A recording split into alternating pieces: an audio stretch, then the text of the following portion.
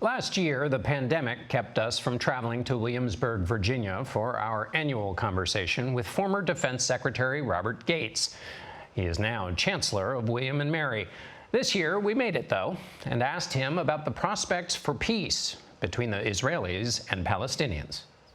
I think there's very little prospect of peace between them at this point. I don't think there has been in quite a long time, and I think, in fact, one of the things that produced the breakthrough with the Abraham Accords between the Israelis and the Gulf states and others has been sort of essentially setting aside the Palestinian issue and moving on to a region that has changed in some pretty dramatic ways, which basically leaves the Palestinians out in the cold.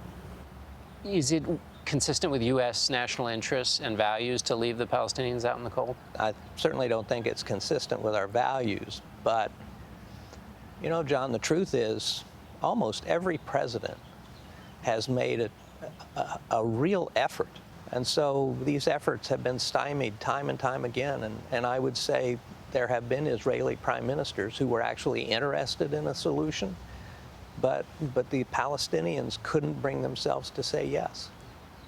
How do you grade President Biden's handling of the issue? I think that the U.S. not being front and center was probably not a bad thing.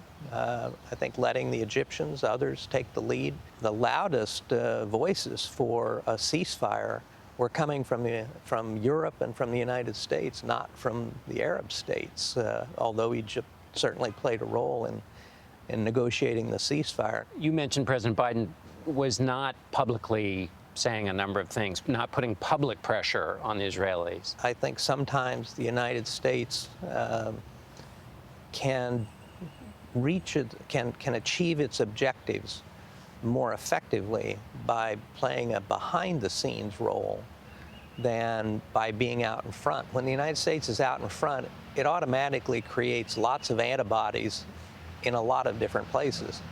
But if the U.S. is playing a constructive role behind the scenes, often it can be much more effective. For U.S. policymakers in dealing with Israel, there have been reports that Israel has been attacking covertly the Iranian nuclear program. Does Israel have leverage over a U.S. president because of what it's doing covertly in Iran? One of the things that I worried about when I was secretary was that the Israelis would take an action that they regarded as in their national interest that would create enormous problems for the United States, strategically, politically, militarily, and that they could get themselves into a problem and then turn to us to bail them out. And my worry was always a concern about a unilateral Israeli action that then inevitably would require the United States to become involved. Do you think President Biden has to keep that in mind when he's putting pressure on Prime Minister Netanyahu on the Israeli-Palestinian front, that he has to keep in mind that he also needs Israel to not take the kind of action you're talking about? I think that the mood in the United States, particularly among our politicians in Washington, is probably somewhat less favorable to Israel today than it has been in years past. I think we saw this in some of the Democratic criticism of Israel for the actions taken in Gaza. But you know, this is one of the problems of having allies is that sometimes they do things that you think, I really wish they hadn't done that, or you have to worry that they will do something. You were a critic of President Biden's before he was president, but you've said a couple of things you think you agree with in his presidency so far. Are you surprised?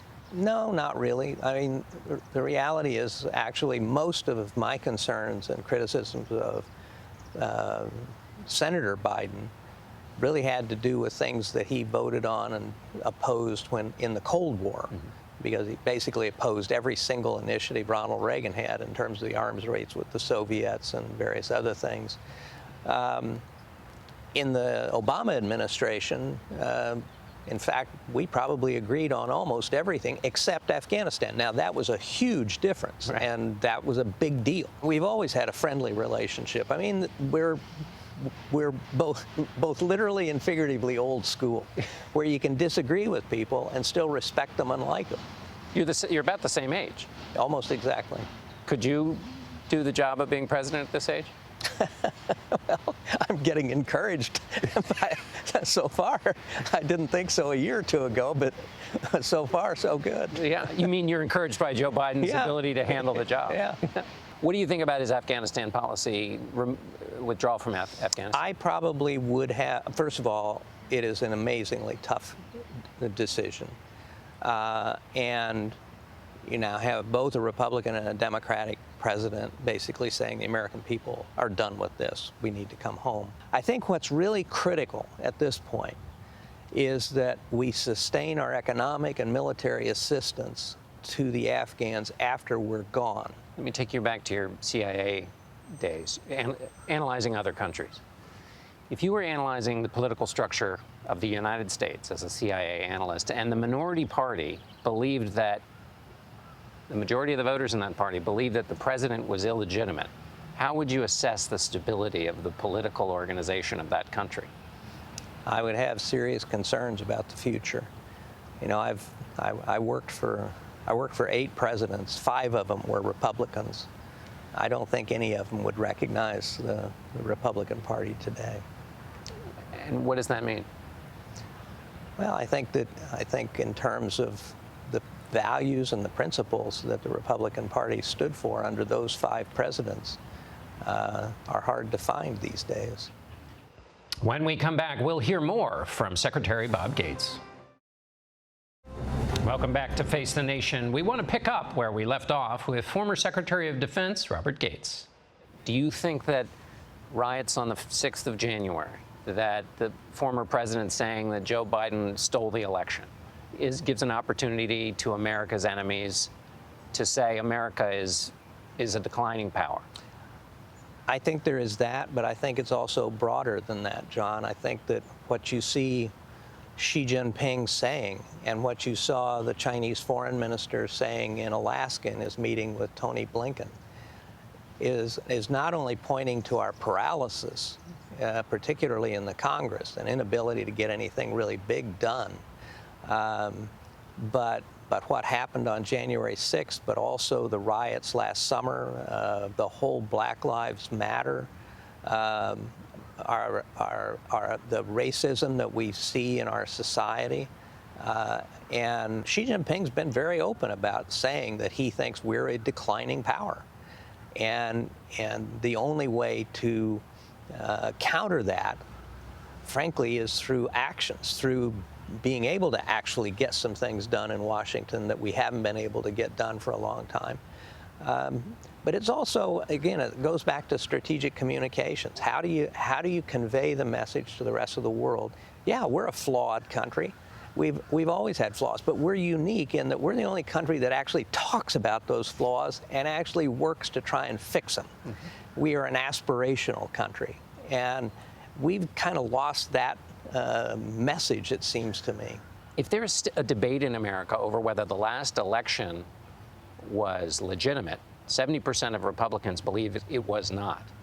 How does a country that can't even agree on that basic, obvious truth ever get behind more abstract truths like sacrificing for democracies in places that you don't know about, sacrificing for helping developing countries because it's in our interests, all of which are ideas, which require belief in those ideas? The one thing, I think, across the ideological spectrum that brings people together is when they see young people taking on the uniform of our military services and they're taking an oath to the Constitution. And it's why the military to this day remains perhaps the most respected institution in the country, because it's seen by people as not being part of politics. It's what the country represents. I've read quotes from Republicans on the Hill that basically say, you know, in their heart of hearts, there probably aren't 5 people up here that actually believe the election was stolen.